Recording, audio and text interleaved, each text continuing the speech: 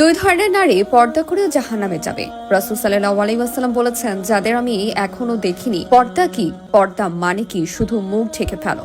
না, পর্দা মানে হচ্ছে এক ধরনের আচরণ, এক ধরনের পোশাক, এক ধরনের আত্মসম্মান। আল্লাহ সুবহানাহু ওয়া তাআলা বলেন, হে নবী, মুমিন নারীদের বলো তারা যেন তাদের দৃষ্টিকে সংযত রাখে এবং তাদের লজ্জাস্থান সংরক্ষণ করে।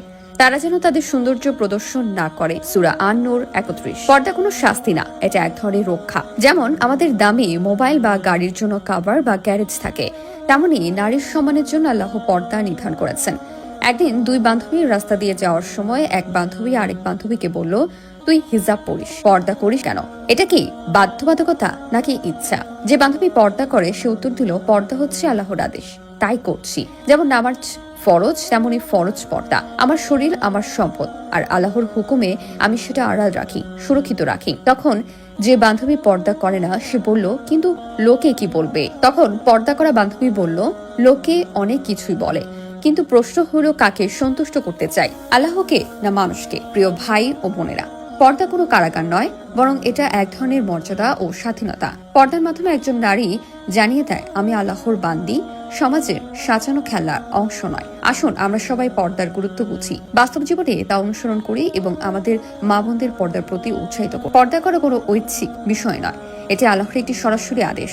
যখন একজন নারী এই হুকুম অমান্য করে, তখন সে শুধু সামাজিক অনিয়ম নয়, বরং আল্লাহর বিধান লঙ্ঘন করে। আল্লাহ তাআলা বলেন, যারা আল্লাহ ও তার রাসূলের আদেশ অমান্য করবে তাদের জন্য রয়েছে জাহান্নামের আগুন, যেখানে তারা চিরকাল থাকবে। সূরা জিন আয়াত ২৩। রাসূল সাল্লাল্লাহু আলাইহি ওয়াসাল্লাম ইরশাদ করেছেন, যারা পর্দা করেও জাহান্নামে যাবে তাদের ভেতরে একদল হচ্ছে এমন নারী যারা পোশাক পরেও যেন নগ্ন। তারা পুরুষদের আকৃষ্ট করেও নিজেরা আকৃষ্ট হয়। তাদের মাথা হবে উটের কুজের মতো। তারা জান্নাতে ঢুকবে না, এমনকি তার ঘ্রাণও পাবে না।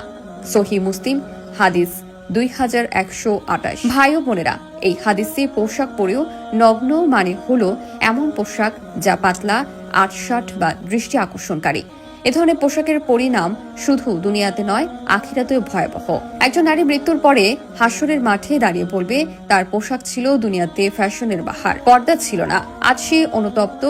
তখন ওই বেপর্দা নারী বলবে, হে আল্লাহ, আমাকে আরেকবার সুযোগ দিন, আমি এবার পর্দা করব। আল্লাহ তখন বলবেন, তুমি যে সময় পেয়েছিলে তা কাজে লাগাওনি, আজ আর ফেরার সুযোগ নেই। ভাই ও বোনেরা, এই জীবন খুবই সংক্ষিপ্ত।